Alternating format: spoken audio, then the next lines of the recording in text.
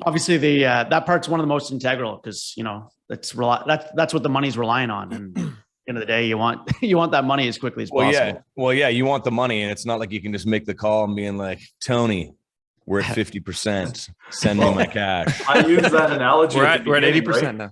Yeah, that pot of cash at the end of the driveway, because that's the common misconception on a construction loan. So yeah, mitigating risk, but at the same time making sure that we get the money to where it needs to go. It's a balancing act for sure. You're listening to the Ottawa Real Estate Podcast with your hosts, Paul Stevenson, David Warren, and Greg Campbell. Let's see what's going on in the world of real estate today. Hello! We're back, and I'm yelling. It's the Ottawa Real Estate Podcast. That music cut off quick today. I'm Paul Stevenson. I'm here with Greg Campbell. I'm here with David Warren. We got a special guest who's not here yet, but will be soon. Wow. I am one of the owners of Referral Mortgages. Yeah, let's go, Paul. Let's go. Also a mortgage agent. Greg Campbell, managing director, realtor, the agency, Ottawa.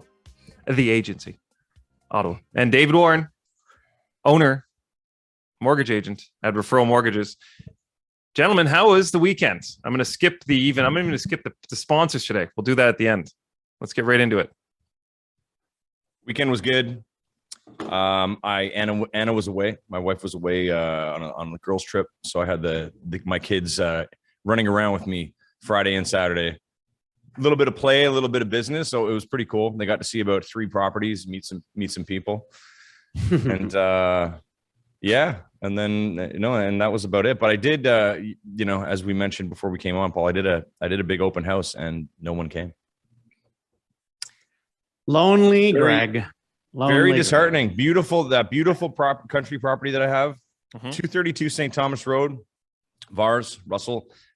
Please look it up online. 232 St. Thomas Road, 40 acres, single home with a guest house, massive steel outbuilding. You could do a garage for vehicles, storage for whatever you want to do in there. Private pond, tons of trees. Anyways, call me for that one. Check it out online. Big goose egg on the attendance. It's terrible. I had food. I had music. Nothing. Snacks. It's just me and Luke America just hanging out, eating food. Listening to tunes. Yeah.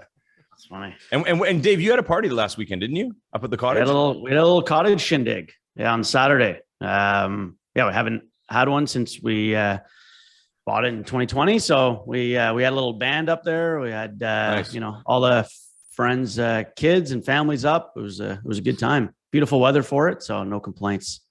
Slept for about 11 hours last night to get the body back into shape. Good. Yeah. You need that. Default mode. Well, Yeah. You know what? And I think a lot of people were out doing summer stuff, because this weekend was like the first real hot weekend. People were in the lake or in the pool and are just doing stuff. Yeah. Yep. Okay. Well, should we get into it, gentlemen? I have Let's to do say it. about the intro, I appreciate awkward pauses, which is why sometimes I just hold off on things just to see what happens. Makes us nervous, Paul. Those pauses.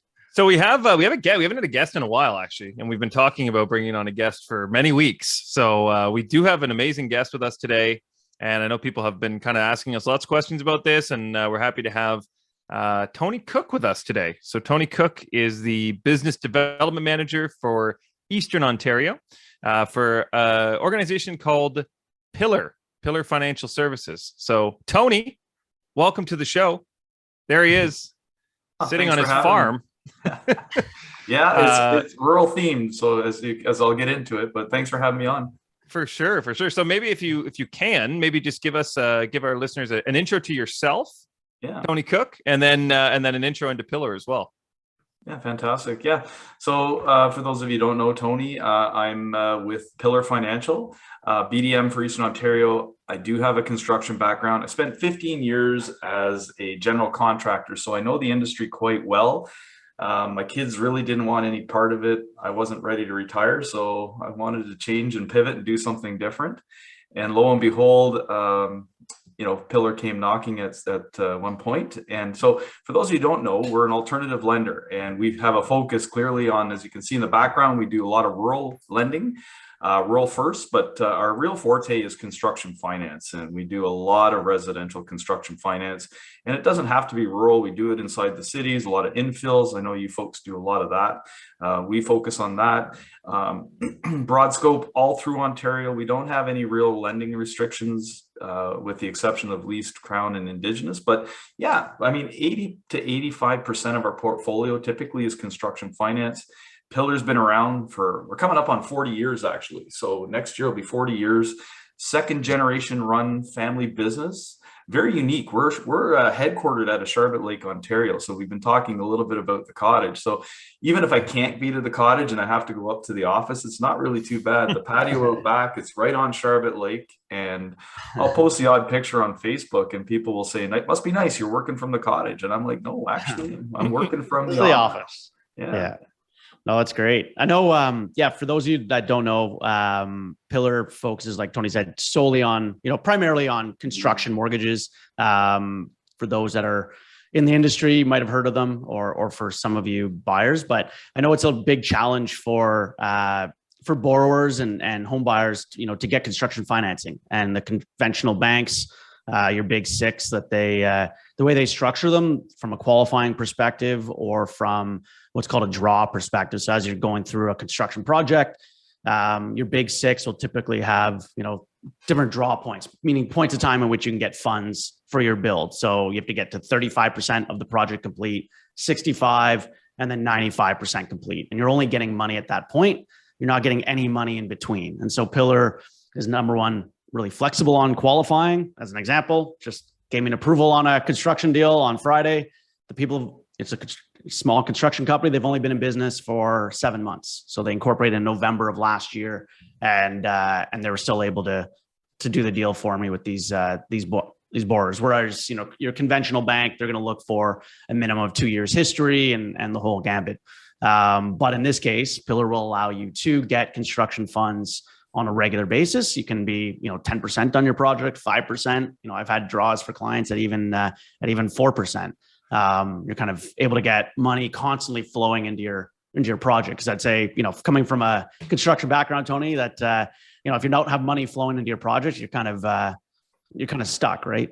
Yeah, absolutely. I mean, you hit a few points there that were very salient. I mean, at the end of the day, being able to that cash flow and mirroring up that cash flow with the contractor needs, right? Because really, at the end of the day, it's about keeping that project on track and getting it completed. So with having an unlimited number of draws, we can really work with the contractors and even the self builds out there to keep things moving and get things to completion, because ideally that's what we want to do.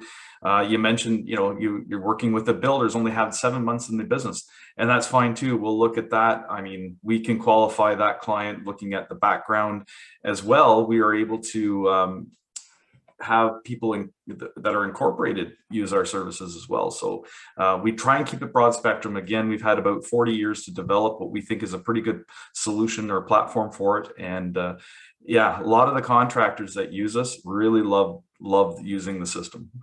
So I would say that, I mean, we deal with this stuff a little more frequently probably than most of our listeners. So maybe if we can even take a step back and just go through, I think there's a lot of misconceptions about what the process of getting financing for construction looks like, Tony. So if I'm just a regular home buyer and I own a home currently, but I have this dream of building my dream home on Charlotte Lake, what are the processes? What do I have to do to get to that point? How do I get the land? How do I actually finance it? What does that process look like for someone who has that dream of building their own home? Well, absolutely. And I mean, hopefully right away that the clients have called you guys, because you're also experts in the field, right? So Greg will find the land for it. So I mean, Greg will find the land. Once Greg finds the land, he's going to refer you on, because we don't deal with the clients directly. We rely on our partners like Referral Mortgages to bring us the business and bring us the clients. So yeah, if your client's looking to build, ideally, they're going to find a nice piece of land that they want to build on. And it's like, okay, well, what's the next step? So putting in an application, obviously. So we need to look at a few things. First of all, we're going to take a look at the land itself. Then we're going to look at, hopefully your client at this point has some plans put together so that we can take a look at the land and the plans to determine, what's this house going to be worth once it's done, right? So, maybe it's worth $1 million when it's done. That's great. So we'll end up to 75% of that as if completed value. So as you mentioned earlier, David, we're talk about the draws, and construction financing is draw based. The biggest misconception with construction financing is clients think that there's a big pot of cash at the end of the driveway that they can just dip into whenever they want. It's not the case. Typically, if they own the land outright, we can do 65%. We can pull the equity out of the land to get them going on the build. Okay. So backing up again a little bit, we want to look at the land. We need to get an appraisal done in order to find out what we're working with. Then we need to look at the full set of plans. Your clients have to put together a costing of what the build's going to be so that we can do the analytics and take a look at the scope of the build. So we'll look at the appraisal, the plans, the costs, and all that. We'll take all that into consideration in order to get them the financing. So moving forward, once they're starting to put shovels in the ground, again, we can pull that equity out of the land, use that 65%, and they can use that money to start things with the foundation and the framing, et cetera. Because subsequent draws or advances after that are based on percentage complete. So we advance money as work progresses. It's not the other way around. And that's important to note when you are doing construction financing. But because we have unlimited number of draws, it's fairly flexible. We don't like to see the time between draws go much past 45 days. So when you are working with your contractor, they're going to want to get deposits. They're going to want to get, pay their trade. So keeping that cash flow going is what we like to see as well. So again, with the unlimited number of draws, it's a better way to facilitate. Some of the other institutions that David mentioned, typically you're looking at 3 draws. 60, 90 days between draws is a long time to go without paying your contractor. The other nice thing is working with us is we try and align the contractor with the draws. And if you take a look at the progress inspection report, a lot of times we'll talk with the contractors and say, you know what, your foundation is worth 12% of the build. Okay, so we'll advance 12% of the construction costs. So if you focus on things that get done the quickest, your client, our client, or your clients are going to get the cash the quickest, and then your contractors are going to get paid. So there's that flexibility component. The other nice thing too is the clients with Pillar, they don't make any payments during the construction phase. We understand that people have other obligations. They could be in their existing home or paying rent, or in the case of David's client, he's a contractor or a builder. He doesn't have to make payments either. The interest that's accrued gets deducted from each draw. So that allows for a lot of flexibility, whether you're a homeowner making a mortgage payment on your existing home, because, once the dust settles, a lot of people will have sold that home, moved into the new one, or renting it out, what have you. But wouldn't it be nice during that construction phase that they don't have to worry about that extra payment? Same goes for the contractor. Contractors want to focus on paying their sub-trades, getting their materials, and not having to make Pillar a payment during the construction phase. Makes things roll a lot easier. So as things progress, once the home's complete, at the very beginning, David and Paul are going to work on an exit strategy, because at the end of the theme with Pillar 2 is we're a short-term lender, okay, a gap lender. So construction financing, a few years ago it would have been 7 to 10 months. Now we're sort of seeing the cycle go from 7 to 12 months and beyond. But the theme is we want to be short-term. So our focus and our specialty is to focus on construction. Once the build's complete, David and Paul, they're going to transition the client back into the traditional lending stream. And I mean, that gives the client flexibility, because not all lenders will do that. They'll say, fine, if you want to come to us, you have to lock in for maybe a 2, 3, sometimes even a 5-year term. Whereas with Pillar, we understand our lane and we stay in our lane. Short term, get the construction done, and then you can take that client and get them back into the mainstream. The whole key is to get the house built on time, within reason, budget, within a budget reason, and move them forward. I think that's important is for anyone that's starting a construction project, is not only looking at what the future value of that project is to give you an idea of, what it'd be worth for what you can get for construction funds, but also starting at the back and working, starting at the end and working backwards. So for those either looking at maybe doing an addition or build, or you're a mortgage agent listening to this, is you want to focus on what that end is, can they qualify for that future mortgage? Because like I said at the beginning, like my clients, for example, they're building to sell this property, but for somebody that's holding it, you want to refinance out, you want to pay out pillar at the end of the project. So you want to know that they can qualify for that mortgage. It's going to be challenging if these guys that I'm talking about for my clients, as an example from last month, they're 7 months in business. So we're qualifying them on their last 6 months bank statements. That's not going to fly with an A bank. So if they're trying to get refinanced out with a green bank at the end of it, they're not going to qualify. So, you want to make sure that you have and you set those expectations up front, especially in a raising rate environment like we're in, like we've talked about, rates going up and Bank of Canada kind of doing that future. If it's going to be a 7-12 month build, kind of looking at what does that qualifying maybe look like in the future. So just making sure your clients can qualify at the end of it, and working backwards and then figuring out what kind of funds they can get. But they have a really good program, and one that, not really anyone else does extremely well.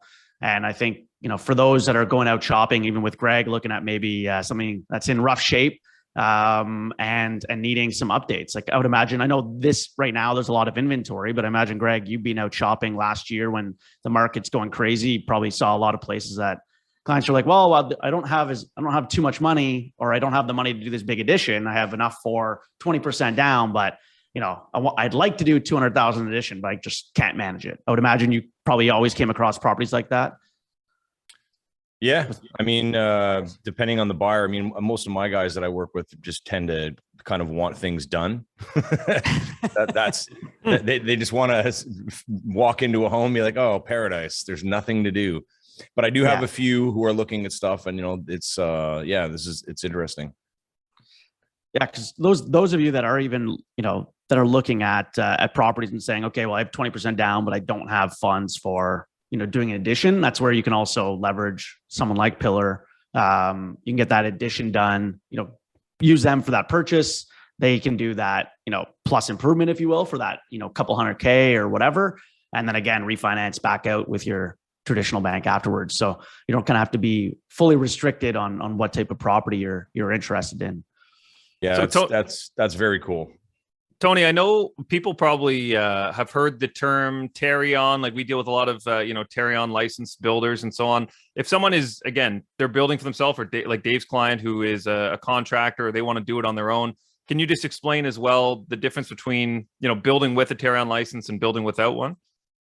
Yeah, absolutely. I mean, I won't go into too much detail with Tarion because obviously that's an entity in itself. The way we look at things, if it's a self-build or a contractor build and the client's going to live in the house or rent the house and they're going to stay there for a year after completion, we don't require them to have Tarion. It's when they are going to build to flip it, or maybe 3-4 months after living in it, they're going to go ahead and sell it. That's when they'll need to have Tarion. And again, there is a bit of a challenge. Some lenders, so we've talked about exiting the client to a regular lending stream. At the beginning, it's important to note that you have to check your exit strategy and make sure that lender doesn't require Tarion. So a good builder, a good reputable builder usually has Tarion. And on a personal front, I think my own opinion is that Tarion is a good thing because, if you're looking at buying a home and one has Tarion, one doesn't, it just, to me, it's good to have that warranty. It's good to be able to have that level of protection.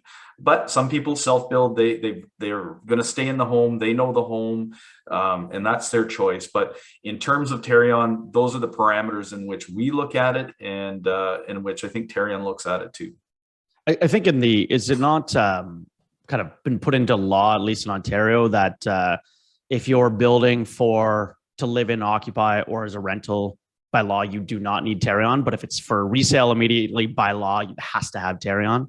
Yeah, and I think there's a misconception from a lot of builders. There is a bit of a misconception there, and we try and point that out to the clients because I'm like, look, if you're trying to buck the system, so to speak, you can get caught. I mean, there's hotlines out there, there's snitch lines, that kind of thing. So, and we've seen it happen before. Not, we're trying to educate our clients as well, and that's big part of construction financing through myself or through both you, David and Paul, is educating the client, making sure they're aware of everything and what they need to know. Mm-hmm. Yeah. Cause there's if they if you're building without Tarion on the project, number one, someone like Pillar is going to look for that warrant, like that you have Tarion registered on that property anyways. You can look up on Tarion's website, you can look up any builder, any numbered company, any project address to see if there's Tarion on it or registered. So your bank that's doing that refinance, or if you're going and selling it and listing it. So if you're a realtor and you've got a builder that doesn't have Tarion and you go to list it, the bank that's doing that new financing on it, knowing that it was just built, is going to go on Tarion's site and look up whether there's a warranty. And I've had clients that have gotten declined, like they won't, Scotia won't finance it, et cetera, as a new build if they know there's not Tarion, because they know by law that you're supposed to have this. Exactly. And it's kind of that, like you said, that added protection, right? Yeah, and that's how we cover it off. And you folks have more experience with the other lenders out there in terms of what needs to be done. So all these types of things, they need to be sort of settled up before a shovel even hits the ground. Mm-hmm. And what would you say some of the pitfalls you see from, I'd say from borrowers? I'm not going to say, it being positioned properly with you from a mortgage agent, but from borrowers, what pitfalls do you see from borrowers that they've been approved with you guys, they're going through a project, they're going through a build, that they, that what you see is what happens to them that slows down a project, or that, becomes an issue during a build that people should be cognizant of? Yeah, I mean, in terms of pitfalls, one of the things we like to do is address those right up front. So in order to, again, there's the education component, making sure the client's aware of what they're getting into, and really hammering down and qualifying that client so that, David, we can avoid a lot of the pitfalls. Can they really afford to build this home? Everybody gets that, they have that property, that forever home that they want. And we want to make sure that they're well educated. And that's a huge pitfall when people come to us mid-construction, where they thought that they can handle everything themselves. And then, they start to get into trouble. A lot of the A lenders won't look at the build if it's in progress, whereas we will. So really educating the client, I think education is the number one pitfall where clients don't understand what they're getting into. So to be able to get that client, sit them down, be able to go through it with them. And I know you guys do that all the time, and making sure that they know what's going on in terms of what to expect.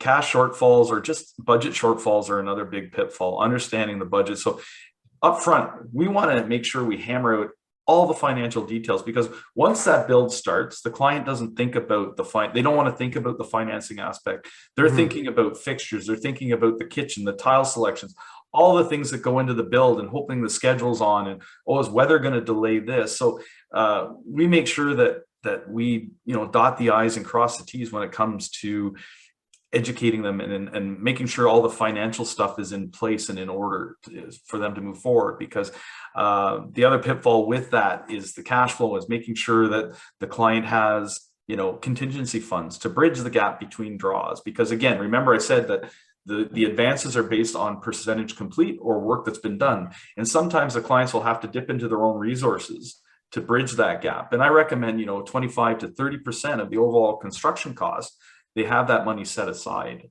But those are the big ones. I mean, understanding your contractor, making sure you know who your contractor is, and understanding the conditions and their terms of their contract, really digging into it, making sure that they do their due diligence on their contractor, as much as they do due diligence going to you folks to understand that, are you the mortgage broker or the agent that I want to use? They really have to hammer that down with their builder as well. Mm-hmm. Yeah, I think I know we've talked about. Oh, go ahead, Greg. Oh, thanks for. You're going to talk. Greg was going to speak.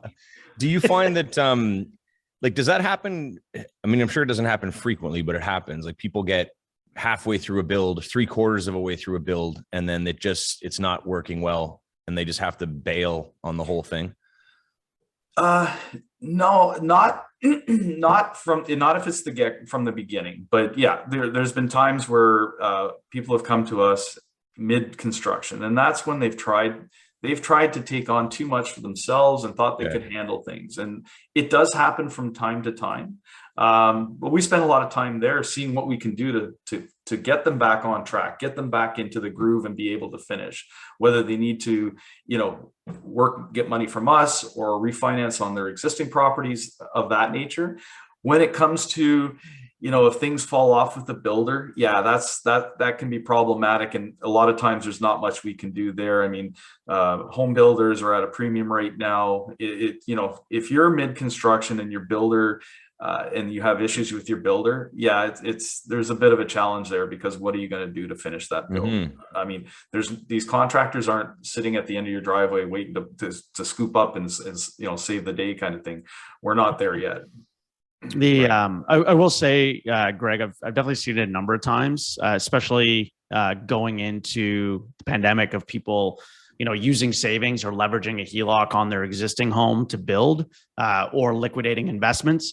But then when materials, they're doing a self-build, meaning that they're the ones managing that project and they're hiring all the different sub-trades. They don't have necessarily the experience in managing a budget like that. They think that, your construction budget includes your stove.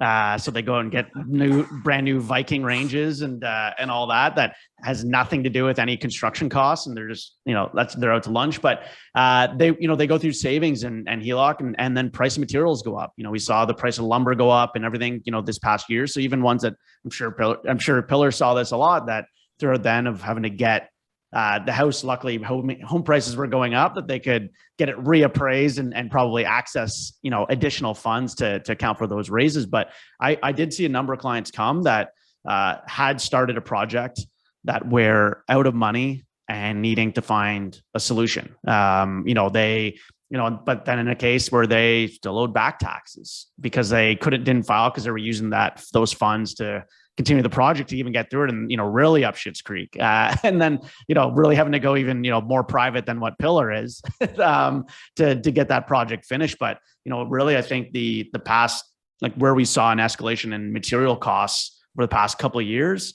and it kind of really come out of nowhere, if you will, just like the pandemic did really come out of nowhere. Material costs, I'm sure, Tony, you could probably speak to this. You probably saw that a ton with a lot of your ongoing and not just material pricing, not just the prices of materials going up, but availability. Last spring, especially, a lot of suppliers, when you look at roof systems and floor systems, plumbing fixtures, it went into allocation. So if you're a small one-off builder, it was a real challenge to find things. So I think if I circle back to when you're having that initial discussion with your client, make sure you talk to them about talking to their contractor and say, look, if we're going to do this build and we're going to set a schedule, whether it be 2-3 months out, what is the likelihood that we're going to not run into any shortfalls with, how is your allocation? Where are we going to, source the materials?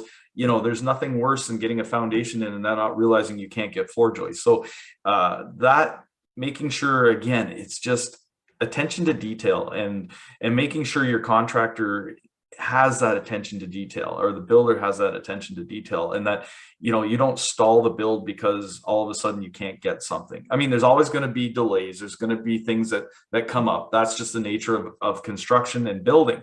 But if you can try and mitigate that as much as possible, it'll make things run smoother.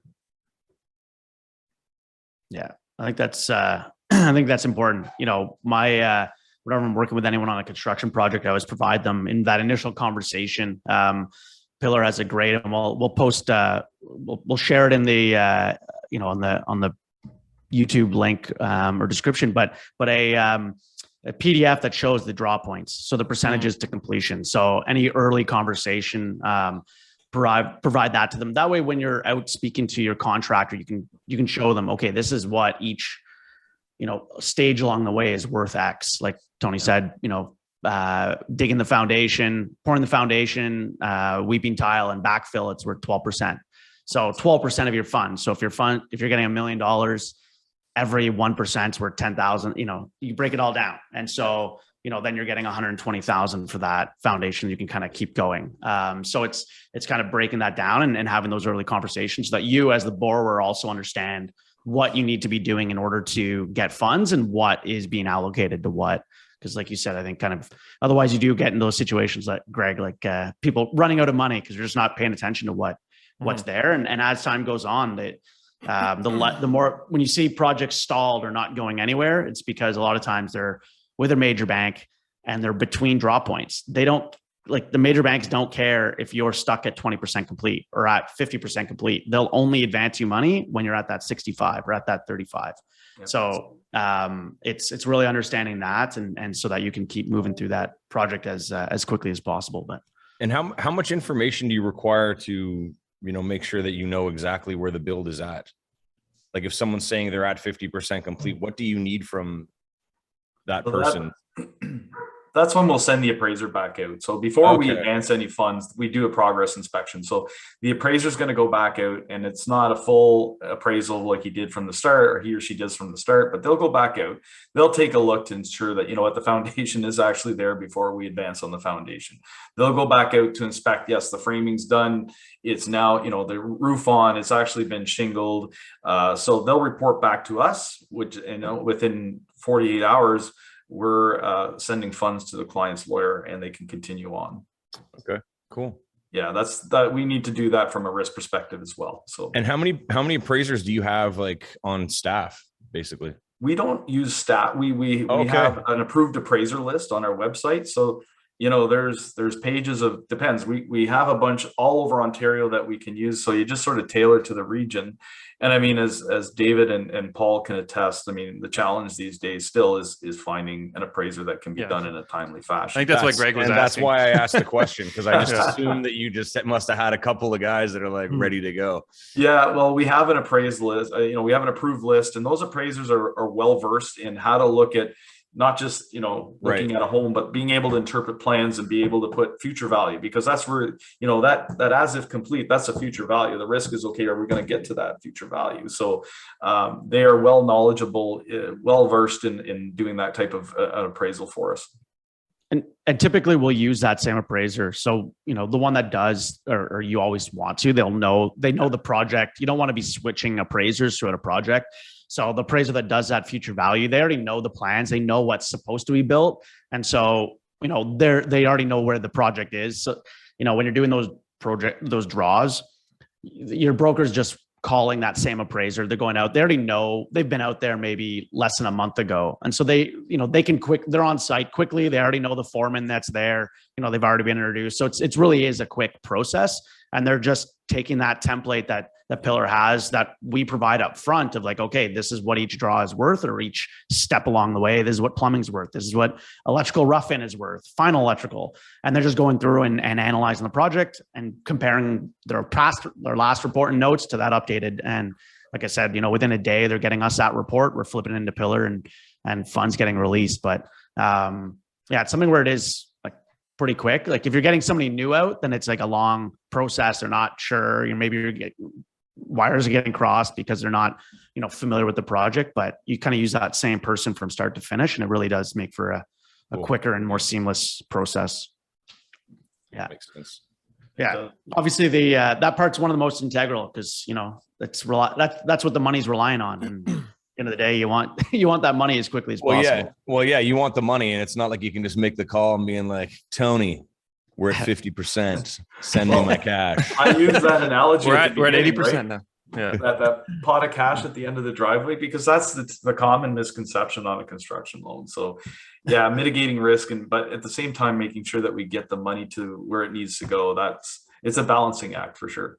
And from all of our experience, I think we can all say plan properly from the beginning, get someone to actually manage the project for you, get a notable, experienced contractor to do the work. Don't try to, as Dave said, don't try to manage it yourself to save the, whatever it is, $10,000 or $15,000. It's going to cause you many headaches, many delays, probably more in interest and payments and everything else. Right. So just do it right from the beginning. It's funny how, a self-build can go off the rails. Now, we just don't allow anybody to do a self-build. We'll absolutely qualify that person. And I have the experience to know if, do you know enough about what you're doing in order to do that? Because you're absolutely right.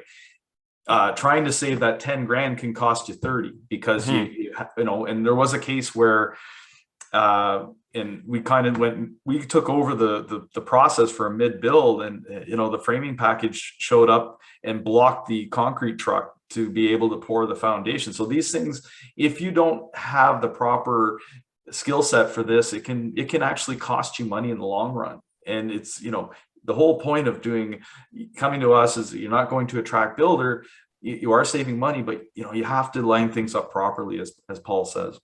Yeah, we actually had, I know I had a client that was a contractor as well. And this was probably 4 or 5 years ago now, maybe even longer. I don't remember exactly, but we sent you a list of everyone that was going to be working on the project. Like, this is the framer and their experience. This is the tiler and their experience, because it's a self-build. So like, show us that you know what you're doing. Right? Show us you know what you're doing, or that the people you're hiring know what they're doing. And we'll go from there. I mean, somebody who's maybe worked a job that has no experience in construction whatsoever, they might be project management, but that, in order to you have to understand the process, and that's just not enough. So we definitely will make sure that the people doing self builds know what they're doing before we'll allow it to happen.